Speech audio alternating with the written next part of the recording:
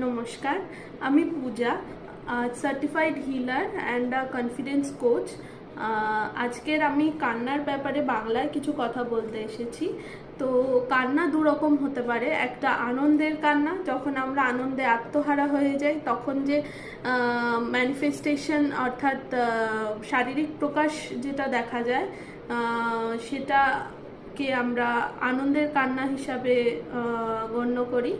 আর দুঃখের কান্না, যেটা অ্যাংজাইটি, ডিপ্রেশন অর্থাৎ উদ্বেগ, বিষণ্ণতা এবং মানসিক বার্ন আউট যেটা হয় আমাদের, মেন্টাল বার্ন আউট, তো সেক্ষেত্রে আমাদের দুঃখের কান্নাটা আমরা লক্ষ্য করি। তো আজকের এই ভিডিওর মাধ্যমে আমি এটাই বলতে এসেছি।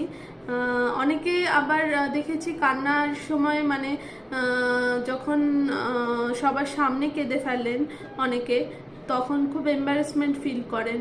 তো আমি ভিডিওর মাধ্যমে এটাই বলতে চাই যে কান্না ভালো, কান্না আমাদের মনের ময়লা প্রকাশ ধুয়ে নিয়ে যায়, অর্থাৎ যত নেগেটিভিটি আছে সেগুলোকে ওয়াশ আউট করে, আর মানসিক একটা শান্তি দেয়, মনকে শান্ত করে।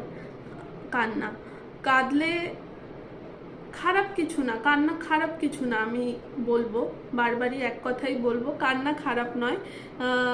কাঁদবেন যখনই কান্না পাবে, আর মনকে পরিষ্কার রাখবেন। এরকম আরও কিছু টিপস